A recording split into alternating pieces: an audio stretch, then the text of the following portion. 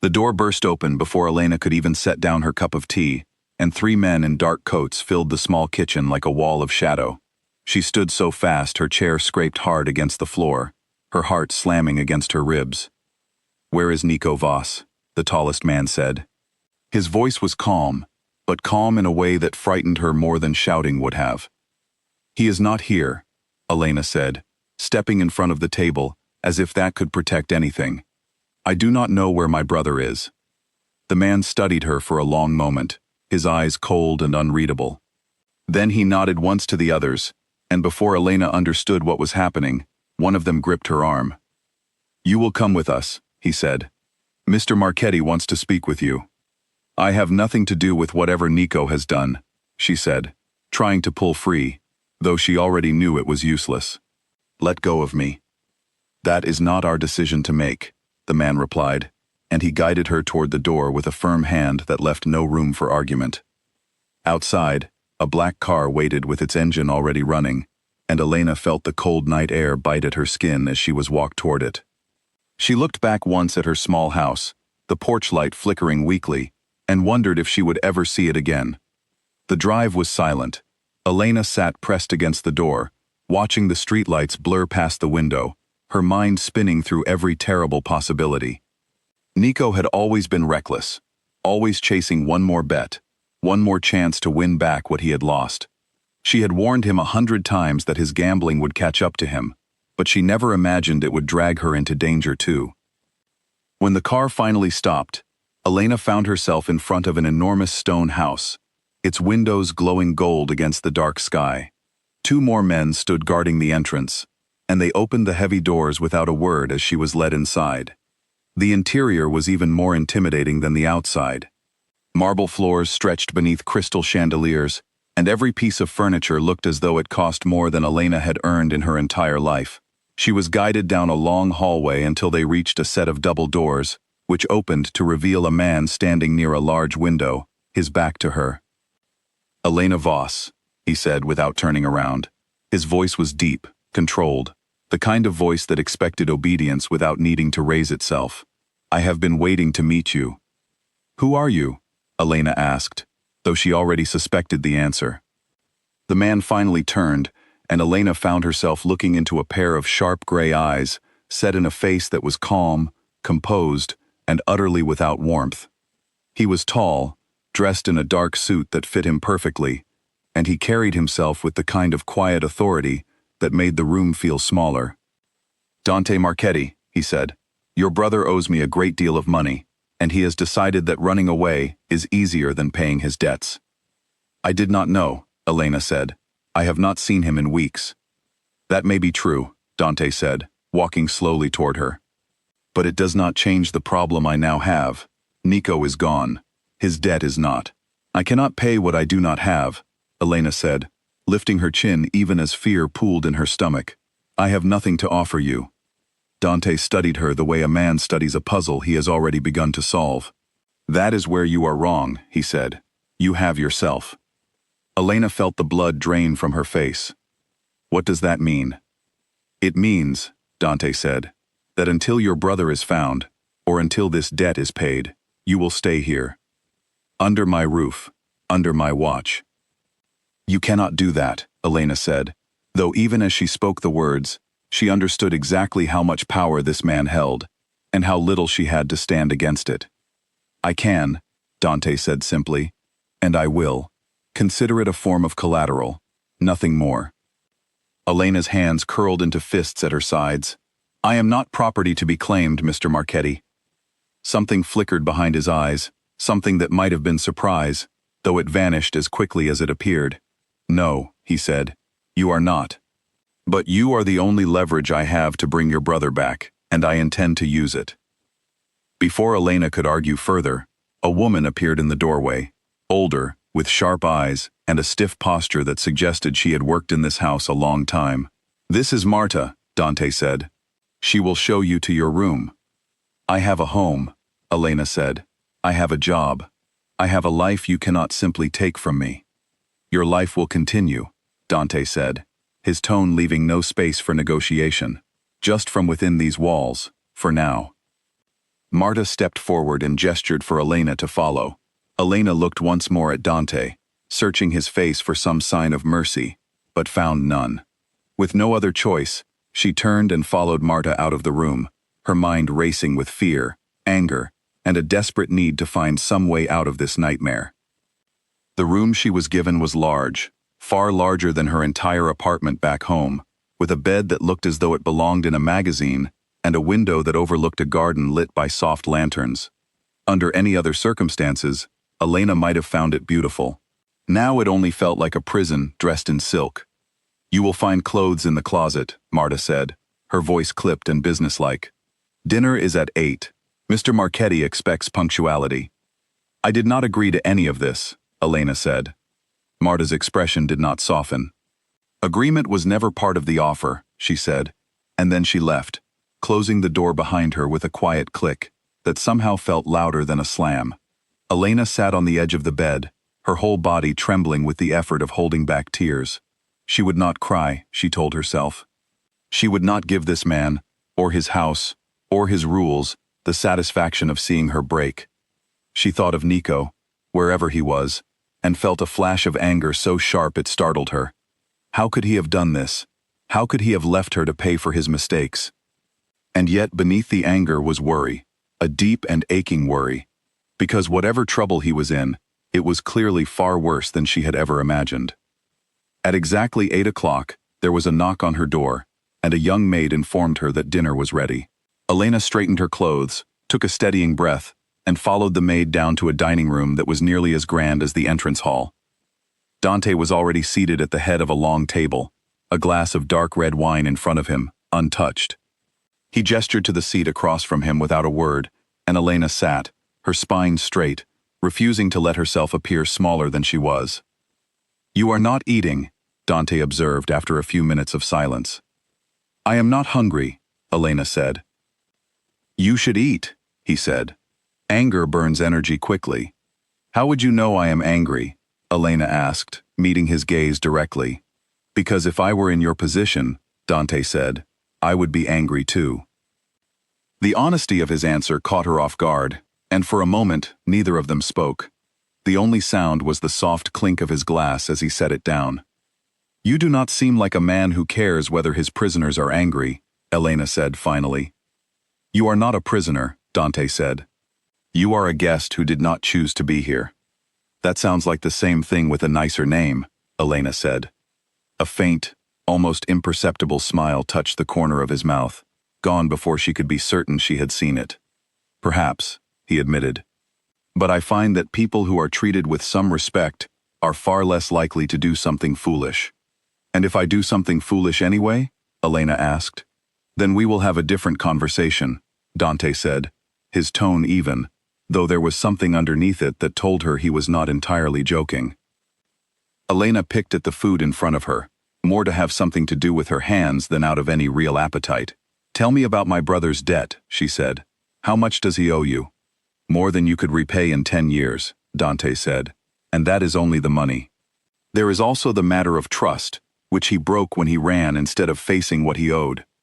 "Nico has always run from things," Elena said quietly, more to herself than to Dante. "Ever since we were children." "And you have always stayed to clean up after him," Dante said. It was not a question. Elena looked up, surprised again by how easily he seemed to see through her. "Someone has to," she said. "That kind of loyalty is rare," Dante said, "even if it is misplaced." "It is not misplaced," Elena snapped. "He is my brother." "I did not mean to insult you," Dante said, and to her surprise, he sounded almost sincere. "I only meant that loyalty like yours is usually taken advantage of by the people who receive it." Elena did not have an answer for that, because some small, tired part of her knew he was right. She had spent years covering for Nico, forgiving him, believing that this time would be different, and here she was now, sitting in a stranger's house because of it. "What happens now?" she asked instead. "Do I simply live here until you decide otherwise?" "You live here until Nico is found, or until other arrangements are made," Dante said. "You will not be harmed. You will not be treated poorly, but you will not be permitted to leave without my knowledge." "That is not freedom," Elena said. No, Dante agreed. It is not, but it is survivable, if you allow it to be. After dinner, Elena returned to her room, her mind heavy with everything that had happened. She stood at the window for a long time, looking out over the quiet garden, trying to imagine some way out of this situation, and finding none. Before she could settle into sleep, a soft knock came at her door. She opened it to find a young maid holding a folded set of clothes and a small tray with bread and fruit.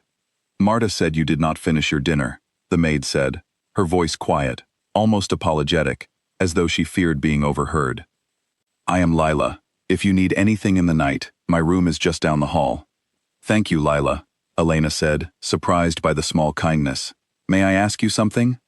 Lila hesitated, glancing quickly over her shoulder before stepping half inside the doorway. I should not stay long, she said. Is it always like this here? Elena asked, so tense, so quiet, as if everyone is afraid to speak too loudly. Mr. Marchetti runs a serious business, Lila said carefully. Everyone in this house has learned to watch what they say. It is safer that way. Safer for whom? Elena asked. Lila's eyes flicked toward the hallway again. For everyone, she said simply, and then, with a small, nervous smile, she excused herself and hurried away before Elena could ask anything further. Elena closed the door slowly, turning the small exchange over in her mind. Even the maids spoke as though every word might be weighed and measured somewhere unseen. She sat on the edge of the bed and ate a little of the bread, though her appetite had not truly returned, and stared at the tray until the candle beside it burned low. It was then, unable to sleep, that she wandered out into the hallway, drawn by a strange restlessness she could not name. She found herself near the study, where a sliver of light spilled out from beneath the door. Curiosity, or perhaps simple defiance, pulled her closer, and she peered inside. Dante sat alone at his desk, a stack of papers in front of him, his sharp eyes moving quickly across the lines as though searching for something specific. For a moment, Elena simply watched him, struck by how different he looked when he believed no one was observing. The hardness in his face had softened slightly, replaced by something that looked almost like exhaustion. He looked up suddenly, catching her in the doorway before she could retreat. Can you not sleep? He asked. No, Elena admitted, too tired to pretend otherwise. Come in, if you like, he said, gesturing to the chair across from his desk.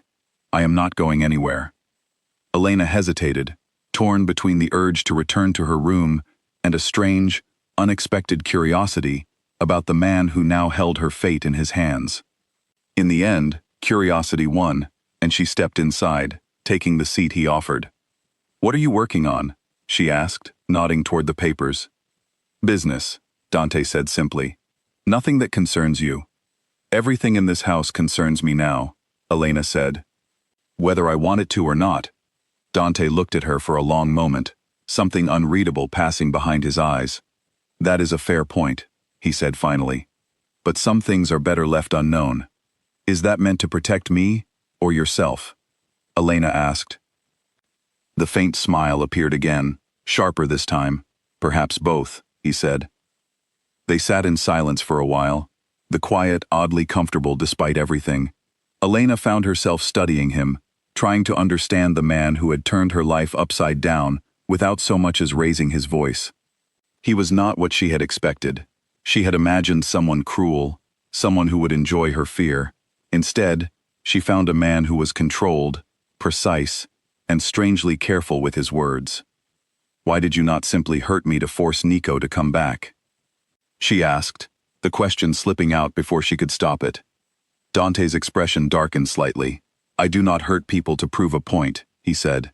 There are other ways to apply pressure. And keeping me here is one of them, Elena said. Yes, Dante admitted. But it does not have to be unpleasant. You keep saying that, Elena said, as if kindness can erase the fact that I am not here by choice. I am not asking you to forget that, Dante said. I am only asking you to survive it as comfortably as possible, until it ends. Elena studied him for a long moment, searching for the trick in his words, the hidden cruelty she was certain must exist beneath his calm exterior. But all she found was a strange, quiet honesty that unsettled her more than outright hostility would have. "I should go back to my room," she said finally, rising from her chair. "Elena," Dante said, and it was the first time he had used her name instead of simply calling her by her family name. She paused at the door, looking back at him. "You are safe here," he said. "Whatever else you believe about me, believe that." Elena did not answer, unsure whether she believed him or not.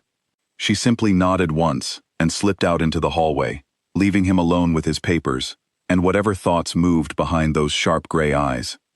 Back in her room, she lay awake for a long time, staring at the ceiling, her mind replaying the strange conversation over and over. She had come into this house terrified of the man who now controlled her life. She still was. But somewhere beneath that fear, a new and unwelcome question had begun to take root, quiet and persistent. Who was Dante Marchetti really, and why did some small part of her already want to know the answer? Outside her window, the garden lanterns flickered in the night breeze, and somewhere in the house below, Dante Marchetti sat alone with his papers, staring at nothing, wondering why the woman he had claimed to settle a debt had managed, in a single evening, to make him forget the numbers in front of him entirely. Neither of them slept easily that night, though neither would have admitted it to the other. The house settled into silence around them, holding its secrets, while outside its walls, the debt that had brought Elena here remained unpaid, and the brother who had caused it all was still nowhere to be found. Morning would bring new challenges, new tensions, and the slow, uncertain beginning of something neither of them could yet name. For now, there was only the quiet, the darkness, and the strange, fragile understanding that had somehow formed between two people who should have had every reason to remain enemies. Elena finally drifted into a shallow, uneasy sleep sometime near dawn, her dreams tangled with images of her brother's face, of the cold stone hallways of the estate, and of a pair of sharp gray eyes that seemed to follow her even into sleep. When she woke, sunlight was already spilling through the tall windows, and for one brief, disoriented moment, she forgot where she was. Then the weight of everything settled back over her, and she rose slowly, bracing herself for whatever the new day would demand. She dressed in silence, choosing plain clothes from the closet Marta had mentioned, unwilling to wear anything that might make her feel more like a guest than a woman who had been taken from her life without warning. As she made her way downstairs, she passed two guards stationed near the staircase, their eyes tracking her with quiet, practiced attention. She had already learned, in less than a single day, that she was never truly alone within these walls. She did not yet know how long she would remain in this house, or what final shape her fate would take. But as she walked toward the sound of quiet voices drifting from the kitchen, she made herself a private promise. Whatever happened next, whatever Dante Marchetti intended for her, she would not let fear alone decide how she carried herself through it. 3 days passed before Elena began to understand the true shape of her new life. The house was enormous, filled with staff who watched her with suspicion, and guards who followed at a careful distance whenever she stepped beyond her room. She was not locked away, exactly, but she was never truly alone either, and the constant sense of being observed wore at her more than any locked door could have. On the 4th morning, she found herself in the kitchen, unable to sleep, and unwilling to sit idle in her room a moment longer. Marta was already there, arranging a tray of pastries with brisk, efficient movements. "You should not be in here," Marta said without looking up. "I could not sleep," Elena said. "I thought perhaps tea would help." Marta studied her for a moment, then gestured toward the kettle. "Make it yourself, then. I have work to do." Elena moved to the stove, grateful for something ordinary to occupy her hands. "Have you worked here long?" she asked, mostly to fill the silence. "Long enough to know better than to ask questions," Marta said, though there was no real hostility in her tone, only caution. "I am not trying to cause trouble," Elena said. "I only want to understand the man who has decided my life belongs to him for the moment." Marta's hands paused briefly over the tray.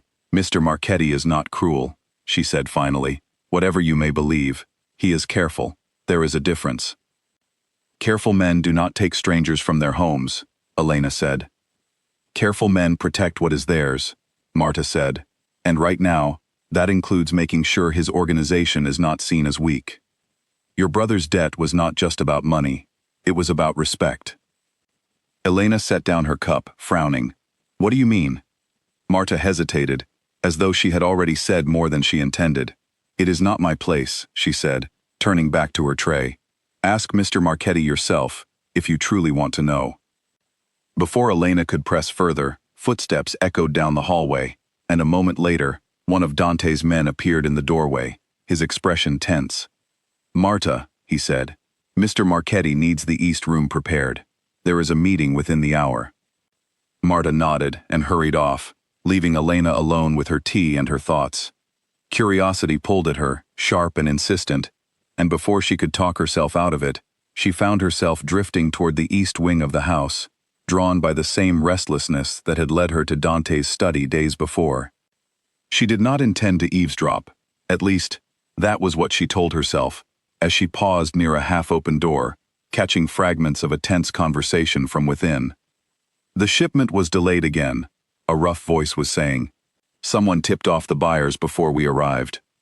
That is the third delay this month, Dante's voice replied, cold and controlled. Find out who is talking, and find out quickly. We are looking into it, the other man said. It could be nothing more than bad luck. I do not believe in bad luck, Dante said. Not 3 times in a row. Elena stepped back from the door, her heart pounding, suddenly aware of how dangerous the world around her truly was. This was not simply a matter of a gambling debt. Dante's business, whatever it fully involved, was under threat from someone working against him from the inside, and she had just walked directly into the middle of it. She hurried back toward her room, but before she could reach the stairs, a hand caught her arm gently. She turned to find Dante himself standing behind her, his expression unreadable. You should not be wandering this part of the house, he said. I was only looking for the garden, Elena lied, though the tremor in her voice likely betrayed her. Dante studied her for a long moment, and Elena had the distinct impression that he knew exactly what she had overheard. The garden is the other direction, he said finally, releasing her arm. I must have taken a wrong turn, Elena said. You must have, Dante agreed, though his tone made it clear he did not believe her for a second.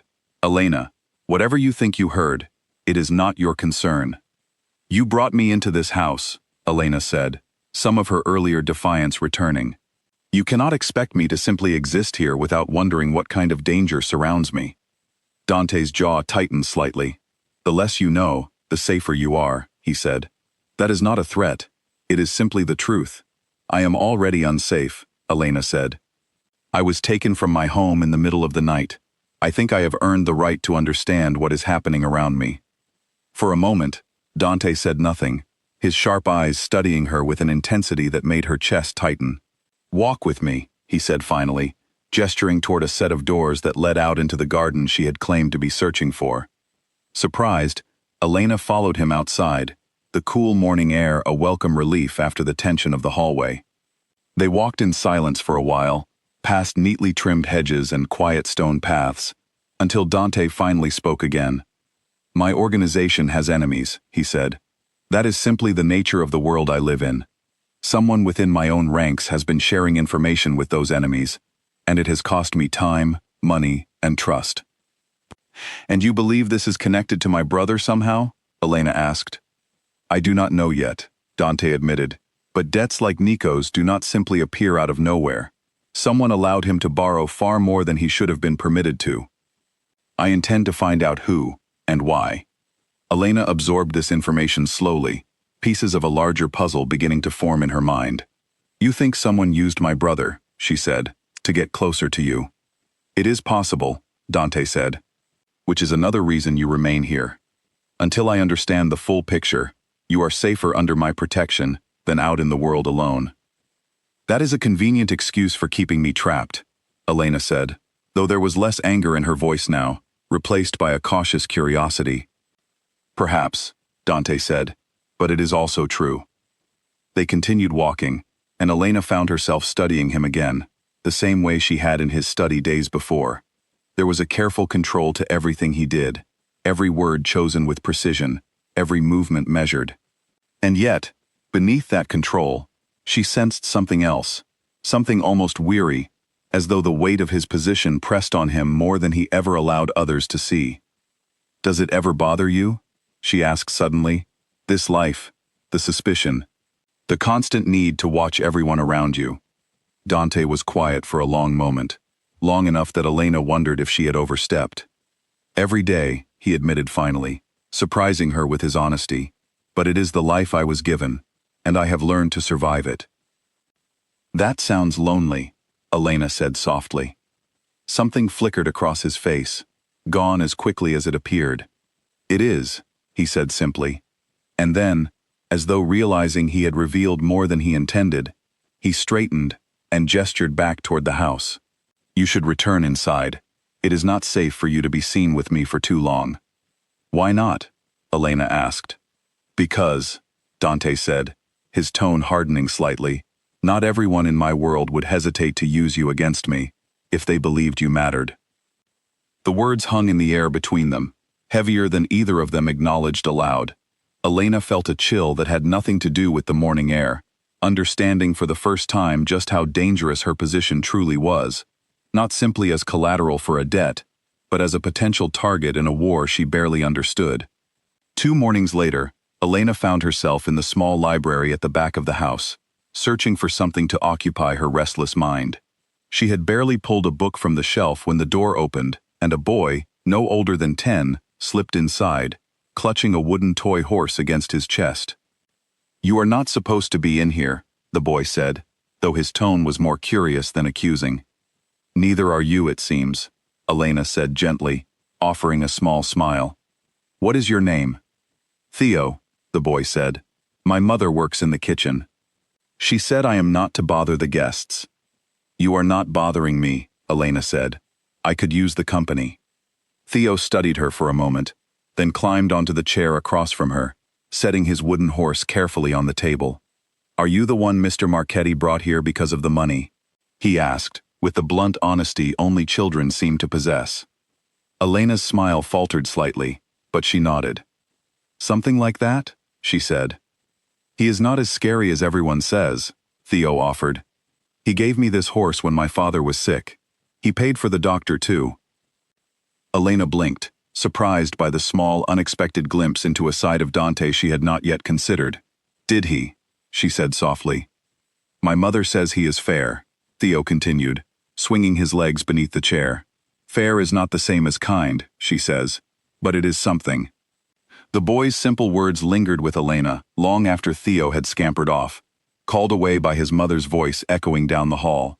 She sat with the book unopened in her lap, thinking of the man who had taken her from her home with such cold authority, and yet, it seemed, was capable of quiet, private generosity toward the people who depended on him. Over the following days, Elena found herself paying closer attention to everything around her, the tension in the guard's shoulders, the hushed conversations that stopped abruptly whenever she entered a room, the careful way Marta avoided certain topics entirely. Something was building beneath the surface of Dante's household, something dangerous, and she was beginning to realize she was no longer simply an outsider caught in its wake. One evening, as she made her way toward the dining room for dinner, she overheard 2 of Dante's men speaking in low, urgent tones near the study. "Raphael says the supplier is getting nervous," one of them muttered. "If we do not resolve this soon, we could lose the entire arrangement." "Raphael always has an opinion," the other replied. "Doesn't mean it's the right one." The mention of the name caught Elena's attention, though she was not yet sure why. She continued into the dining room, filing the name away for later, some instinct telling her it might matter more than she currently understood. Dante was already seated when she arrived, his expression distracted, a slight tension in his shoulders that had not been there before. "You seem troubled," Elena observed as she took her seat. "Business concerns," Dante said. "Nothing you need to worry about." "You keep saying that," Elena said, "and yet every time I turn around, your business concerns seem to circle closer to me." Dante looked up, meeting her gaze directly. "That is not my intention," he said. "I would prefer to keep you as far from it as possible."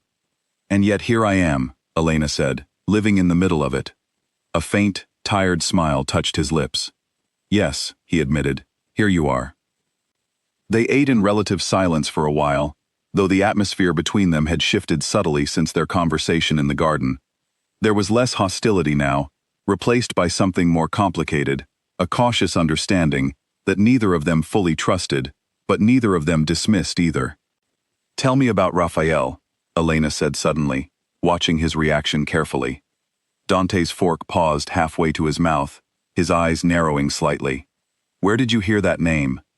"I overheard your men mention him earlier," Elena said. "They seemed concerned about something involving a supplier." Dante set down his fork slowly, his expression carefully neutral. "Raphael is my second in command," he said. "He has been with my organization for many years. I trust him more than almost anyone else." "Almost," Elena repeated, catching the word. "No one earns complete trust in my world," Dante said. "Not even the people closest to you." Elena studied him, sensing there was more beneath his words than he was willing to share. "Do you think he could be the one leaking information?" she asked carefully. Dante's expression hardened, though whether from the suggestion itself or the fact that she had voiced it so directly, she could not tell. "Raphael has been loyal to me for over a decade," he said. "I would not accuse him without proof." "But you have considered it," Elena said. It was not a question. Dante did not answer immediately, and his silence told her everything she needed to know. "I consider everyone," he said finally. "That is how I have survived this long." The conversation shifted after that, though Elena could not shake the feeling that she had touched on something important, something that Dante himself was not yet ready to fully confront. As dinner ended, and she rose to return to her room, Dante's voice stopped her at the doorway. "Elena," he said. She turned to look at him. "Be careful what you say to the staff, and be careful what you overhear. Not everyone in this house has good intentions, even toward me." "Is that a warning?" Elena asked. "It is advice," Dante said, "from someone who would prefer you remain unharmed." Elena held his gaze for a long moment, searching for some hidden meaning behind his words, but found only quiet sincerity. "Good night, Dante," she said softly, using his first name for the first time since her arrival. Something shifted in his expression, subtle but unmistakable. "Good night, Elena," he replied. As she made her way back to her room, Elena's mind churned with everything she had learned. The danger surrounding Dante's organization, the mysterious Raphael, the quiet tension that seemed to grip every corner of the house. She had come here as collateral for her brother's debt, an unwilling guest in a world she did not understand.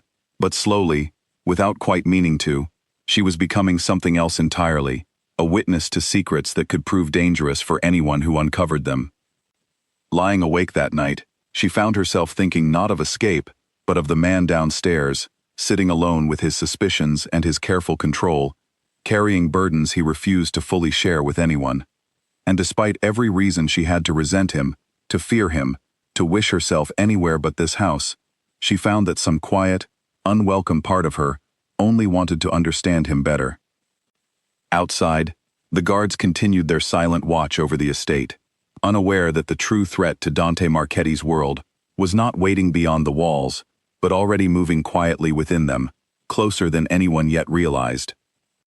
A few days after her conversation with Dante about Raphael, Elena was asked, almost reluctantly, to sit in on a small meeting between Dante and one of his suppliers, a nervous man named Oliver, who kept glancing toward the door as though expecting trouble to walk through it at any moment.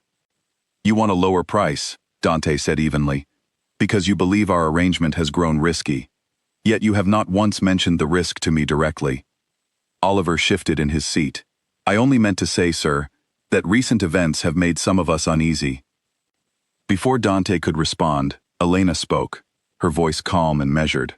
"Perhaps the unease is less about risk," she said, "and more about the fact that your last 2 deliveries have arrived light.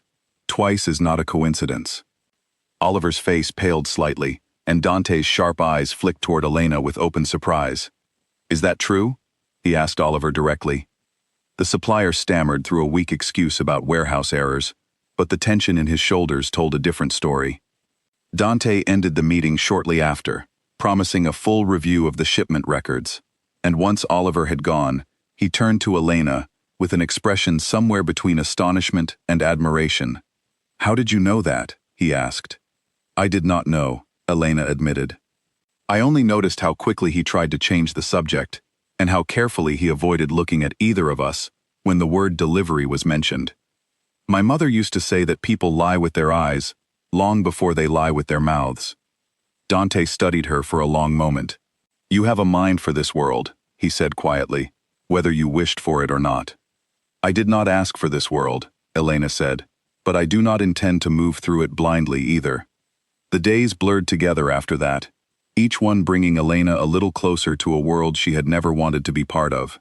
She began to recognize the rhythms of the house, the times when Dante's men gathered for meetings, the moments when tension crackled through the halls like electricity before a storm. She learned to read the mood of the household the way sailors read the sky before bad weather. It was on a quiet afternoon, nearly 2 weeks into her stay, that everything changed. Elena had been sitting in the library, one of the few rooms in the house where she felt something close to peace, when raised voices echoed from the hallway outside. She rose quickly, moving toward the door just as it burst open, and one of Dante's guards, a young man named Callum, stumbled inside, blood soaking through his sleeve. "Where is Mr. Marchetti?" he gasped, his face pale with pain and urgency. "He is in his study," Elena said, rushing to his side. "What happened?" "Ambush," Callum said through gritted teeth. "At the warehouse. They knew we were coming. They knew the exact time." Elena's stomach dropped, the pieces of the puzzle she had been slowly assembling, suddenly snapping into sharper focus. Someone had known. Someone had told them.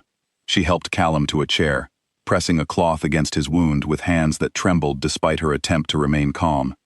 Footsteps thundered down the hallway, and moments later, Dante appeared, his expression thunderous, his usual composure cracked by open fury. Behind him came several more of his men, one supporting another whose leg was bandaged hastily, the fabric already dark with blood. "Report," Dante snapped, his voice sharp enough to cut through the chaos. "They were waiting for us," one of the men said, "positioned before we even arrived. Someone gave them our schedule." Dante's jaw tightened, his eyes scanning the room until they landed on Elena, kneeling beside Callum with the cloth still pressed to his arm. Something in his expression softened briefly, before hardening again, as he turned back to his men. "Get the doctor," he ordered, "now." The house descended into controlled chaos for the next hour, staff rushing to tend the wounded, hushed voices discussing what had gone wrong, Dante moving through it all with the kind of focused intensity that left no doubt about who was truly in command. Elena stayed near Callum until the doctor arrived, unwilling to simply retreat to her room while people bled in the hallway. Later that evening, once the wounded had been treated and the house had settled into an uneasy quiet, Elena found Dante alone in his study, staring at a map spread across his desk, various locations marked with small red pins. "You should be resting," he said without looking up as she entered. "I could not sleep," Elena said, "not after everything that happened today." Dante finally looked up, and for the first time since she had arrived, she saw something raw beneath his controlled exterior, exhaustion mixed with barely contained anger.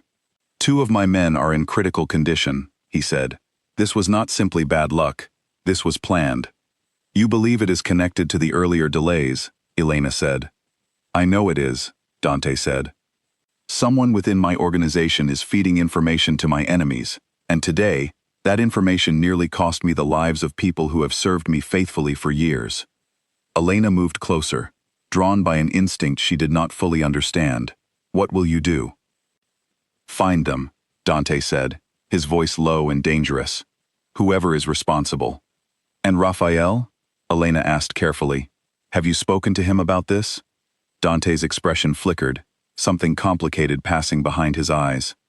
"Raphael was not present at the warehouse today," he said. "He claimed to be dealing with a separate matter." "Do you believe him?" Elena asked. "I do not know what to believe anymore," Dante admitted, and the honesty in his voice struck her deeply. This was a man who prided himself on control, on certainty, and now that certainty was crumbling beneath him.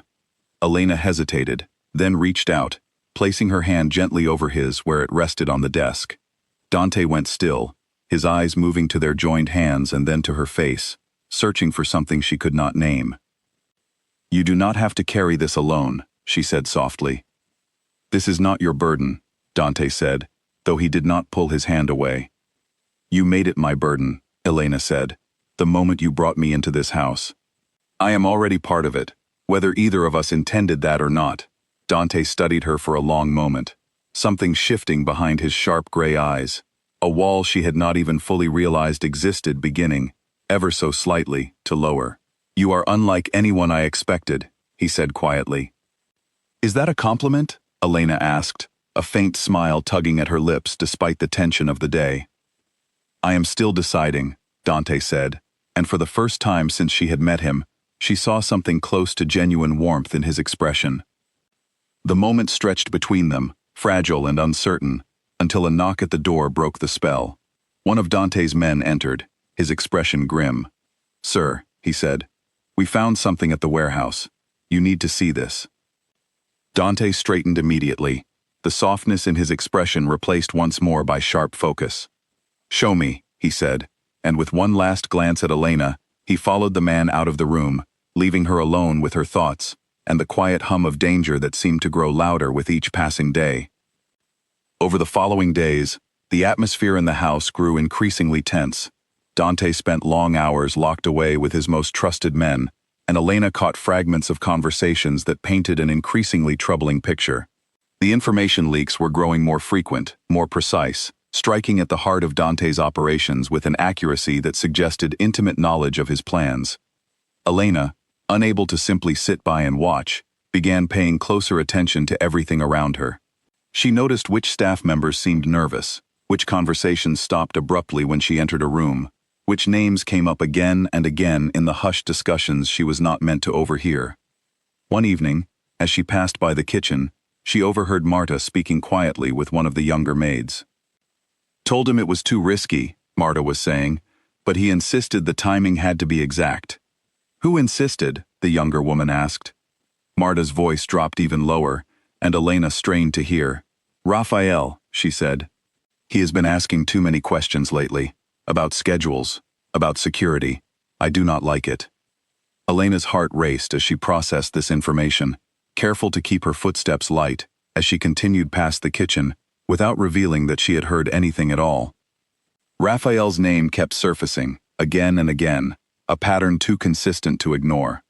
That night, unable to hold the information back any longer, she sought out Dante in his study, finding him once again bent over his maps and papers, the strain of the past days evident in the tired lines of his face.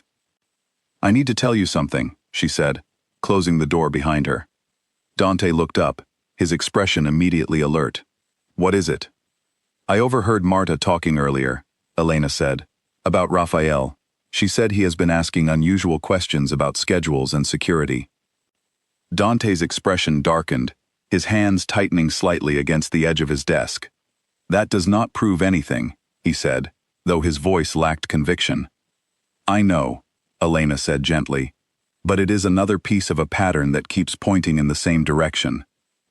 Dante was quiet for a long moment, staring down at the map before him without truly seeing it. "Raphael has been like a brother to me," he said finally. "We built this organization together, from nothing. If he is truly responsible for this—" He did not finish the sentence, but Elena understood the weight of what he was struggling with, the pain of confronting the possibility that someone he trusted completely might be capable of such betrayal. "You do not have to decide anything tonight," Elena said. "But you should watch him carefully, quietly, until you know for certain." Dante looked up at her, something complicated in his gaze. "You have become remarkably invested in the survival of an organization you did not ask to be part of," he observed. Elena hesitated, surprised by the truth of his words. Somewhere in the past 2 weeks, without quite realizing it, she had stopped thinking of herself as simply a prisoner, counting the days until her release. She had started to care, not just about her own safety, but about the man standing before her, carrying burdens far heavier than she had first understood. "Perhaps I have," she admitted quietly. Dante studied her for a long moment, something warm and uncertain flickering behind his sharp eyes. "Elena," he said softly, "you should not trust me so easily. I am not a good man, whatever moments of decency you may have witnessed." "I have not decided to trust you," Elena said, though even as she spoke the words, She knew they were no longer entirely true.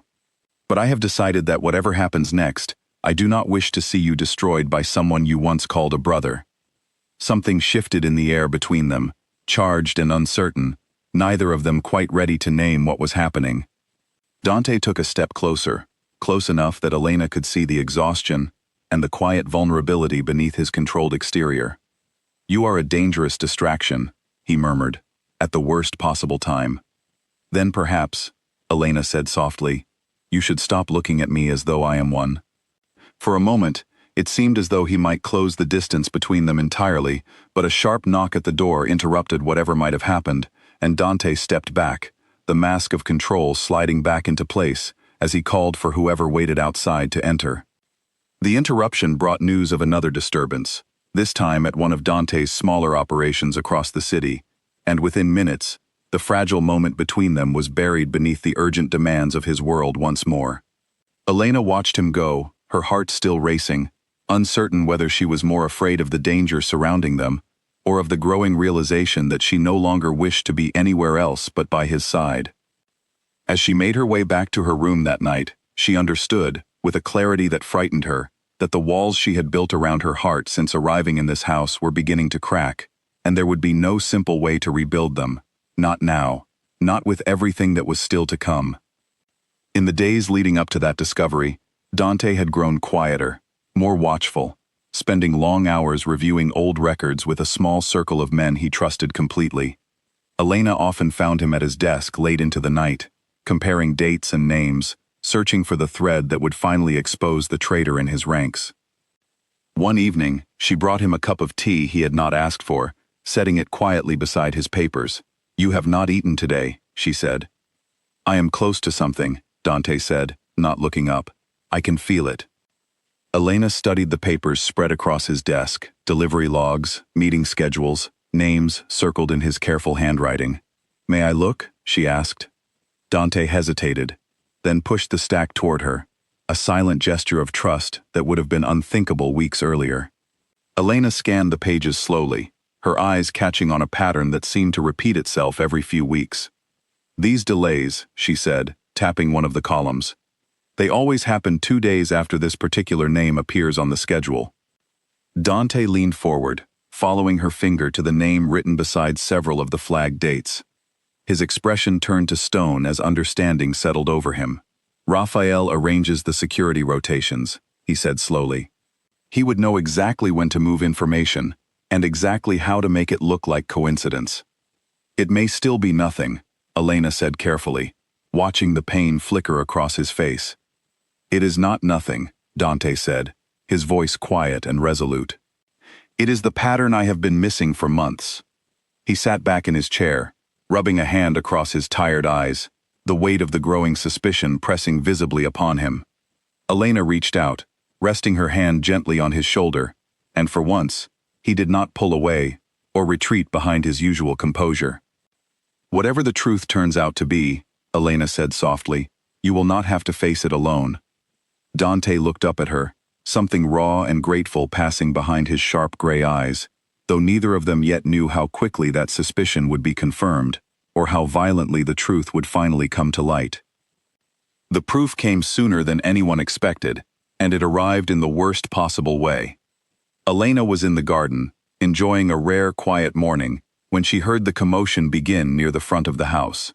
Shouts echoed across the grounds, followed by the screech of tires and the slamming of car doors.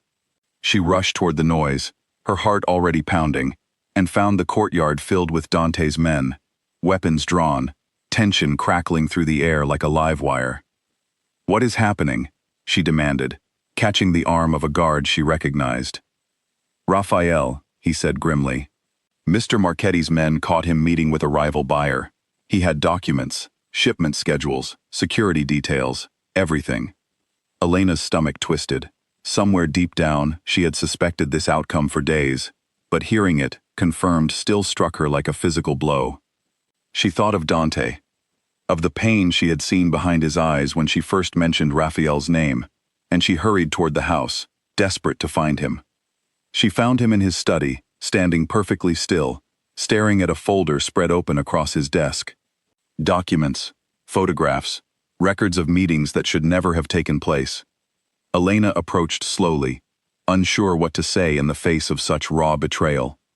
"Dante," she said softly. He did not look up immediately.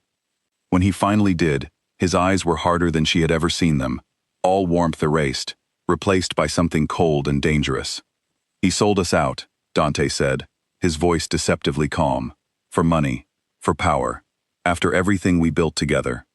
"I am so sorry," Elena said, moving closer.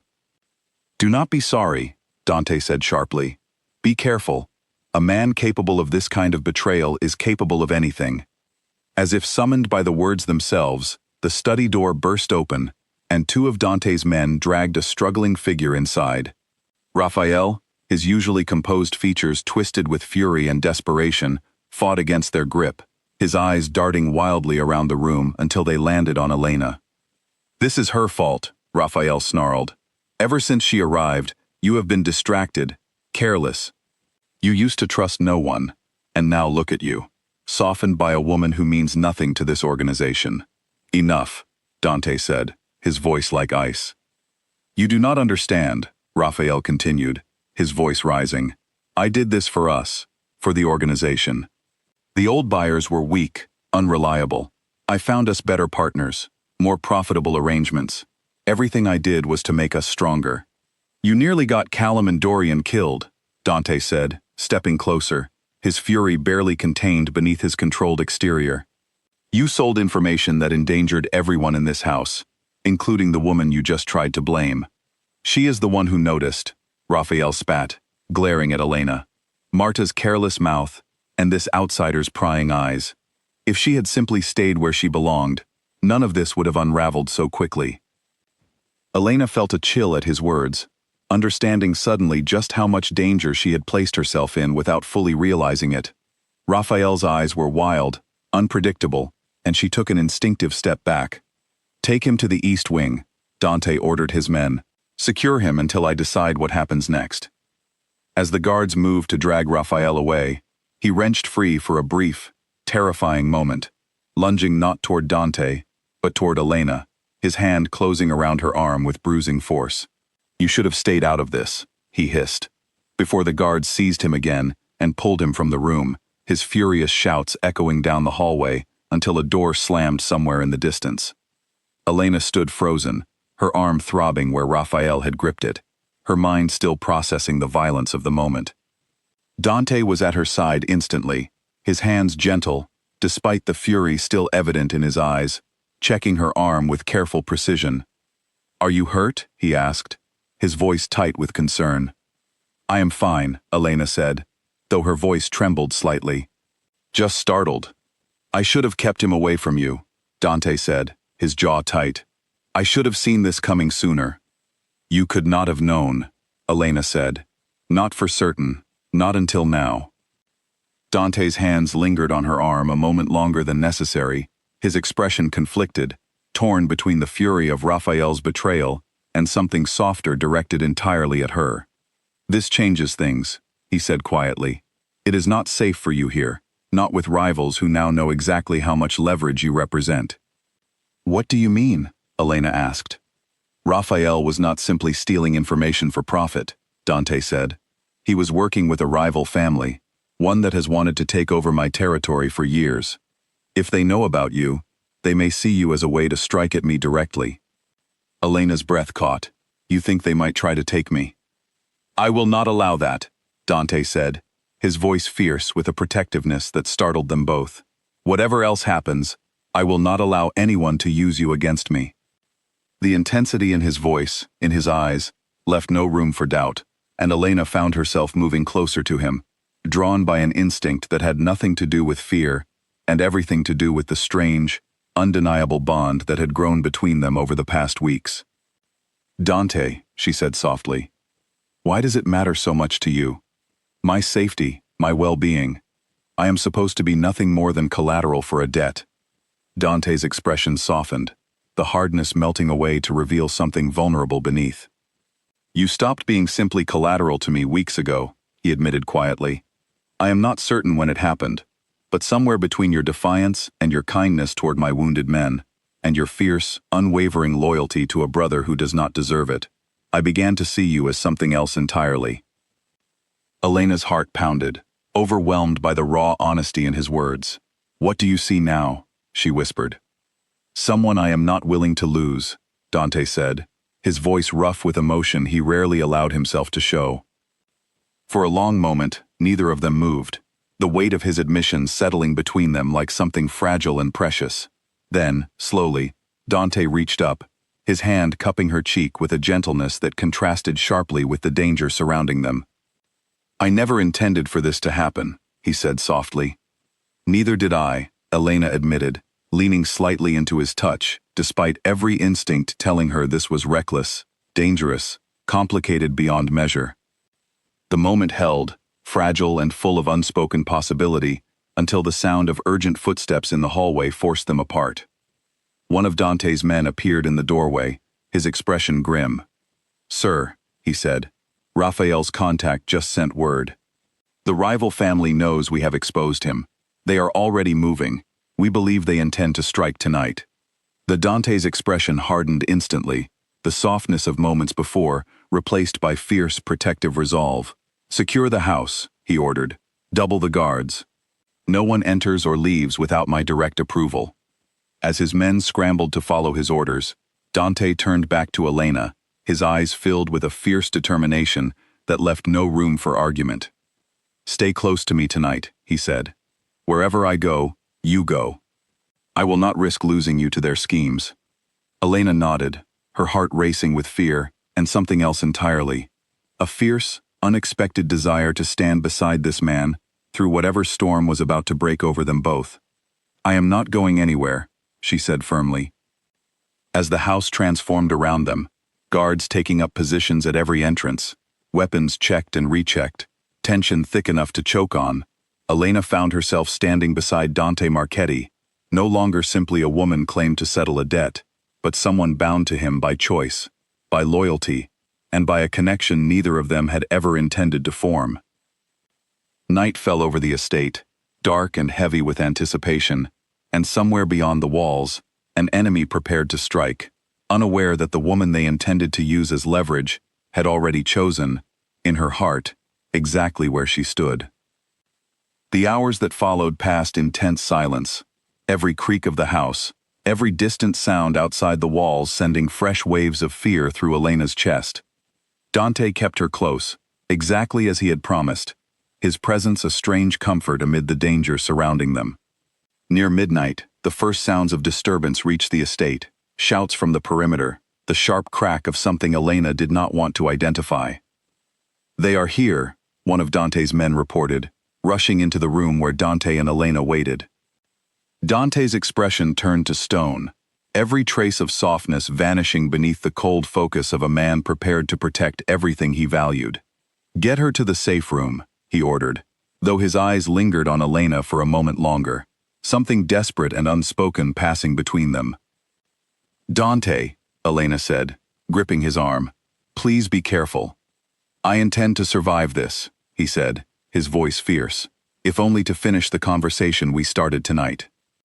Before she could respond, his men were guiding her away, down a hidden staircase, toward a fortified room beneath the house, while Dante turned to face whatever chaos awaited him beyond the walls, determined to protect the woman who had, against every expectation, become the very thing he could no longer imagine losing. The safe room was small, windowless, lit only by a single dim lamp, and Elena sat on the edge of a narrow cot, straining to hear anything through the thick walls that might tell her what was happening above. Every distant sound, every muffled shout, sent fresh waves of fear coursing through her, not for herself, but for Dante, standing somewhere in the chaos, defending everything he had built. Time crawled by with agonizing slowness. Elena paced the small room, her mind racing through every possible outcome, none of them comforting. She thought of the fierce determination in Dante's eyes when he had promised to survive, and she clung to that memory, as though it could somehow guarantee his safety. After what felt like hours, though it was likely closer to 40 minutes, the heavy door finally opened, and one of Dante's guards appeared, his face streaked with dirt and exhaustion, but relief evident in his expression. "It is over," he said. The attack has been repelled. Mr. Marchetti wants you brought to him immediately. Elena's heart leapt. Relief and lingering fear tangled together as she followed the guard up through the house, past evidence of the battle that had taken place. Shattered windows, overturned furniture, the acrid smell of smoke lingering in the air. She found Dante in the courtyard, directing his men with sharp, efficient commands. A shallow cut above his eyebrow, the only visible sign of the danger he had just faced. "Dante," she called, unable to stop herself from rushing toward him. He turned, and the moment his eyes found her, something in his rigid posture eased. He met her halfway, his hands finding her shoulders as though needing to confirm with touch that she was truly unharmed. "You are safe," he said, relief evident in his voice. "I was so worried," Elena admitted, her voice trembling despite her attempt to remain composed. "Are you hurt?" "Nothing serious," Dante said, though the cut above his eyebrow suggested otherwise. "We were prepared for them. Raphael's betrayal, as devastating as it was, at least gave us warning." "And the rival family?" Elena asked. "Retreated. For now," Dante said. "But this will not be the end of it, not entirely. They know now that I am vulnerable to attacks from within, and they will look for other opportunities." Elena absorbed this information, understanding that whatever peace they found tonight would likely be temporary. "What happens to Raphael?" she asked. Dante's expression darkened. "That is a decision I have not yet made," he said, "but it will not be one I take lightly." In the days that followed, the estate slowly returned to a fragile sense of order. Repairs were made, security was tightened further, and Dante spent long hours in meetings with his most trusted remaining men, working to rebuild the trust that Raphael's betrayal had shattered. Through it all, Elena remained close by his side, no longer confined to the periphery of his world, but woven directly into its center. One evening, nearly a week after the attack, Elena found Dante alone in the garden, staring up at the stars with an expression she had never seen on him before, contemplative, almost peaceful. "You seem different tonight," she observed, settling onto the bench beside him. "I have been thinking," Dante said, "about everything that has happened since you arrived in this house." "About the danger I have brought with me?" Elena asked, a hint of self-deprecation in her voice. "About the clarity you have brought with me," Dante corrected gently. "Before you came, I moved through this life with a kind of numbness, focused entirely on survival, on maintaining control. I did not allow myself to consider what might exist beyond that constant vigilance." Elena turned to face him fully, her heart beginning to race at the sincerity in his voice. "And now?" she asked softly. "Now," Dante said, reaching for her hand with a tenderness that contrasted sharply with the ruthless man she had first encountered weeks ago, "I find myself wanting something more than survival. I find myself wanting a future that includes you, not as collateral, not as an obligation, but as someone I have chosen, freely and completely." Elena's breath caught, overwhelmed by the weight of his words. "Dante," she whispered, "I came into this house as a prisoner. Everything about my presence here began with force, with debt, with circumstances neither of us chose." "I know," Dante said, "and I would understand completely if that history made it impossible for you to see me as anything other than the man who took your freedom. But I am asking you now, freely, without any claim of debt or obligation, whether you might choose to stay. Not because you have to, but because you want to." Tears gathered in Elena's eyes, unexpected and overwhelming. She thought of everything that had happened since that terrifying night when Dante's men first appeared in her kitchen, the fear, the uncertainty, the slow, unexpected unraveling of the walls she had built around her heart. She thought of Dante's quiet strength, his fierce protectiveness, the vulnerability he had shown her in moments no one else had ever witnessed. "There is something you should know first," she said softly, "about Nico." Dante's expression sobered slightly. "What is it?" "I received word this morning," Elena said. "He has been found. He is safe, though shaken, hiding in a small town several hours from here. He wants to come home, to face whatever consequences remain from his debt."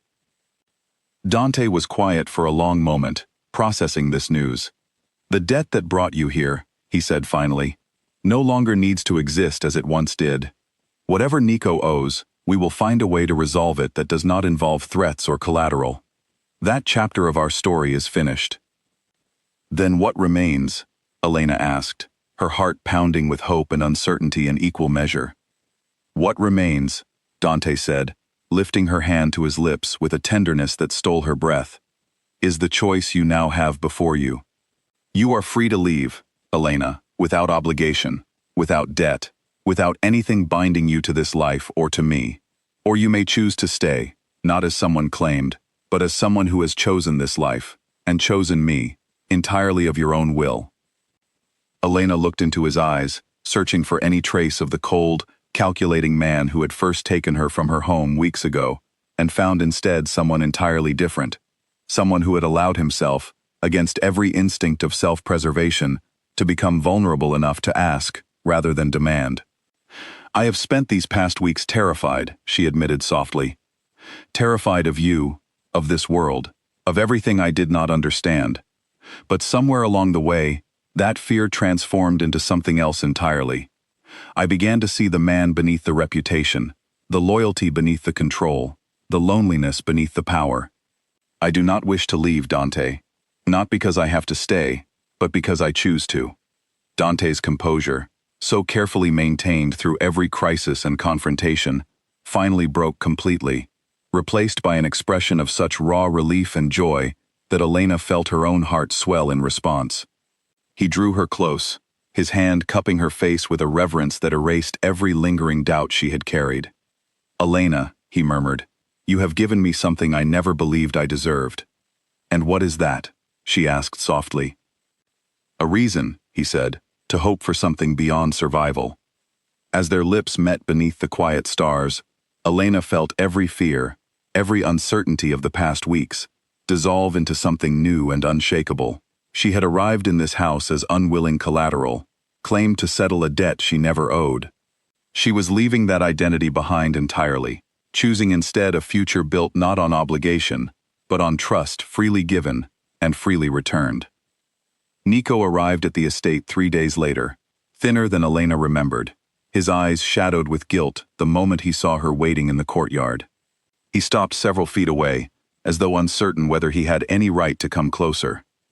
Elena, he said, his voice breaking slightly, I am so sorry. I never meant for any of this to touch you. You left me to face a debt I did not create, Elena said, her voice steady, though it carried both hurt and relief in equal measure. You disappeared without a word, and I did not know for weeks whether you were alive or dead. I was afraid, Nico admitted. I thought if I stayed away, they would eventually give up looking, and you would be safe. That is not how debts work in this world, Nico, Elena said, though her anger had already begun to soften into something closer to exhausted forgiveness. Running away only made everything worse.